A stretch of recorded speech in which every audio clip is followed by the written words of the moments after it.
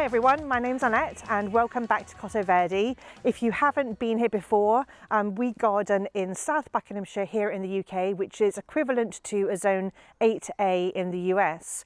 Today we're going to be pruning our eucalyptus hedge. About 2 years ago we pollarded the entire hedge, which is 4 bushes that we have here, and we cut them down to about 1.5 foot, and they have completely regrown over the last 2 years. We pruned them lightly last year, but this year we're going to prune them more heavily, and there are 2 reasons for that. Firstly, because I want to create a slightly higher canopy than we have now, and secondly because we've had a lot of dieback from the really harsh winter we've had. We've had much colder temperatures than we're used to. It's not unheard of, but it's very unusual for us to get to about -14.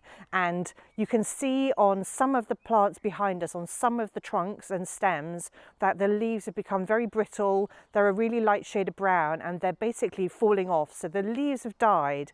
But it's important not to panic when this happens, and what you do is you check the stem by scraping away the top layer, and if the stem underneath shows any sign of green, then actually that stem is still alive, and you can keep that stem if you want to and just cut it back and it will regrow. So as I said, what we're going to do this year is kind of pollard them but at a slightly higher height, because I want all the branches to come from a slightly higher position, so that what we end up with is more sort of bare trunks below, so that we can plant other plants more successfully underneath. And we have got roses below here, and penstemons and aquilegia and a lavender hedge, and round the other side we've got a Chiosia ternata, and all of these plants are growing quite successfully next to the eucalyptus. Oh, we've also got a rosemary bush.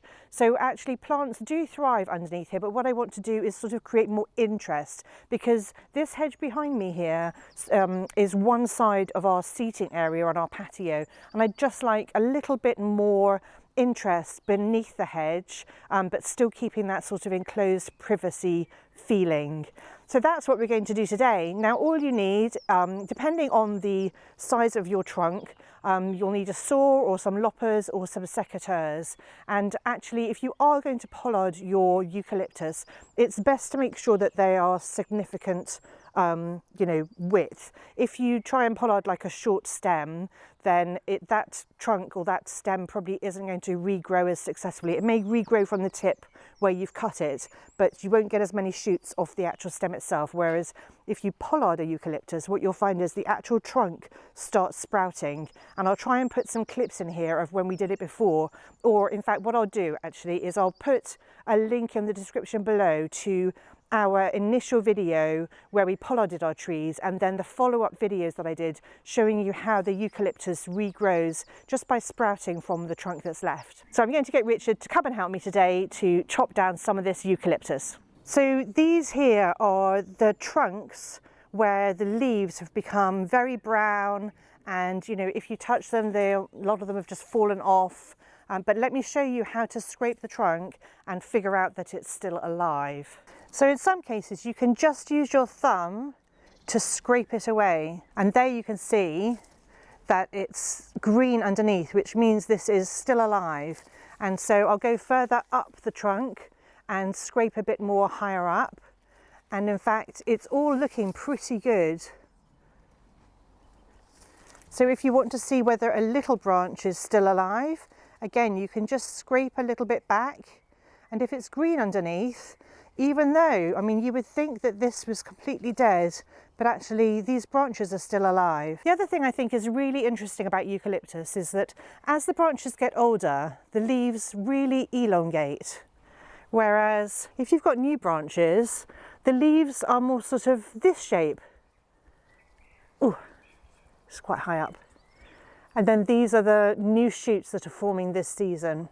So this is, this tree here fared much better than this one in the middle, which has got quite a lot of brown, and then this one here has got a lot of green, and this one on the end is the one that was the worst hit by the frost.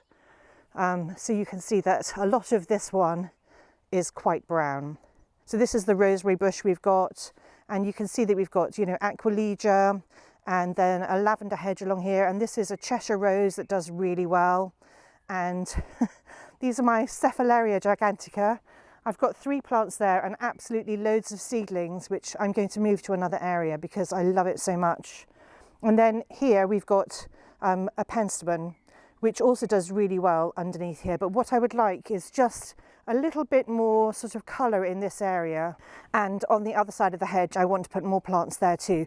So I'm going to sort of raise the canopy a bit, maybe so that it's like a third of the way up, and get the eucalyptus to shoot from there. It's quite easy to show you on this one here on the end that this is where we pollarded to last time, and you can see all the branches that grew off it. I have actually cut loads of branches from here because I take a lot for sort of flower arrangements and things like that. And then this one over here, it's also really easy to see that we cut the trunk to there, and then, you know, you get all of this growth. So it does come back, even though it looks really harsh and it looks like you may have killed your tree, but actually it doesn't hurt it at all. And I mean, these are really thick, solid stems that have grown since then in the last 2 years. More like trunks and stems really. But then what happens is it gets quite top heavy. So I do like to cut it back every year. So you're probably wondering when to prune your eucalyptus tree or bush. And I was wondering this myself. And so I did a lot of research in the beginning a few years ago. And I found that actually National Eucalyptus Day is a good indicator of when you should prune afterwards. And National Eucalyptus Day here in the UK is the 18th of March, and so you can prune anytime after that. Obviously the sooner you do it before it springs into growth in the warmer months, the better. So I do tend to try and do it at the end of March or the beginning of April. Now I know National Eucalyptus Day is different in other countries. I've been made aware of this. So do check when yours is, but it's a fairly good indicator of when you can prune your eucalyptus tree, especially if you want to do something really drastic like pollard or coppice your eucalyptus. Today here it is the 14th or 15th of April, I think. So this is a pretty good time, and I want to get it done now before it gets any later. I didn't do it any earlier than this because we've literally just had really terrible weather or just been too busy and other things have taken priority. So we're going to get it done today. Let me show you how we do it. What I want to do is chop off the branches that are leading out this way. So all 3 of these I'd like to chop back down to the bottom there.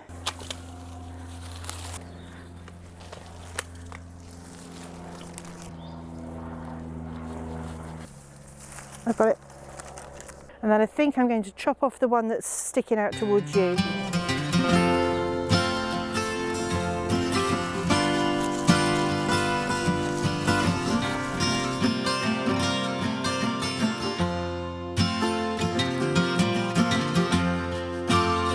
Oh, it smells so good. So we just need to get in there and chop off these dead branches.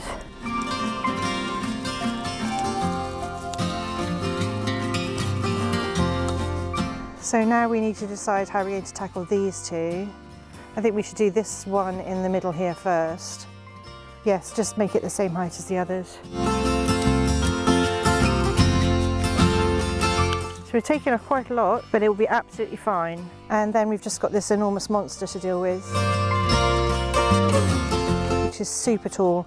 I think we're going to, because this one hasn't been damaged by the frost at all, I think we should take off the branch that's leaning out across the middle.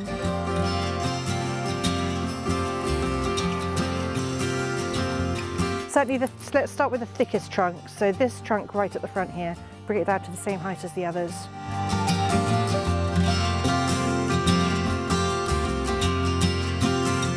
You need to decide what to do with these branches here. So take the one that's leaning over out. Yep.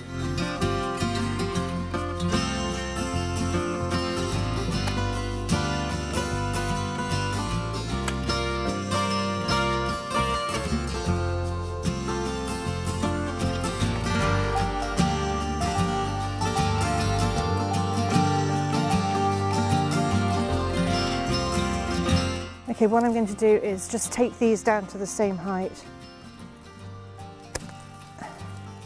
as that one over there.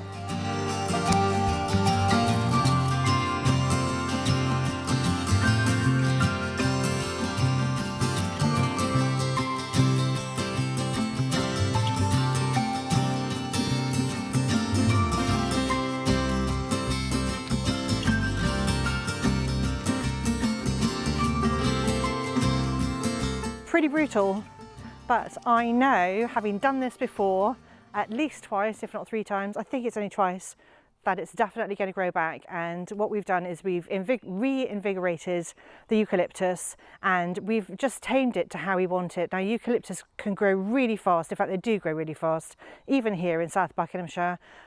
They grow super fast, and if you don't keep them under control, then they'll just become really tall. And we had a eucalyptus in this garden when we first moved in, and it had just completely bent over on itself, and we had to take it out. It was just...